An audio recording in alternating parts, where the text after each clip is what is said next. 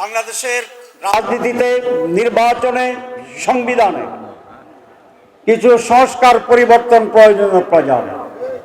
জামাত ইসলামী এই সংস্কারের পক্ষে।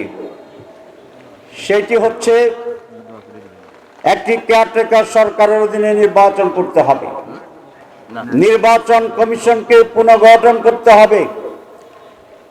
একজন ব্যক্তি দুইবারের বেশি মানে 10 বছরের বেশি একাধারে প্রধানমন্ত্রী থাকতে পারবেন না। থাকলেই স্বৈরাচার হয়ে যায়, ফ্যাসিবাদ হয়ে যায়। প্রেসিডেন্ট এবং প্রধানমন্ত্রীর ক্ষমতার ভারসাম্য আনতে হবে এবং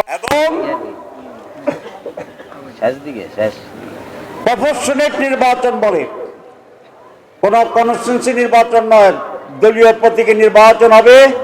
যারা যত পার্সেন্ট ভোট পায় সেই হিসাবে পার্লামেন্টে এমপি সংখ্যা নির্ধারিত হবে, তাহলে লুটপাটের আর সম্ভাবনা থাকবে না।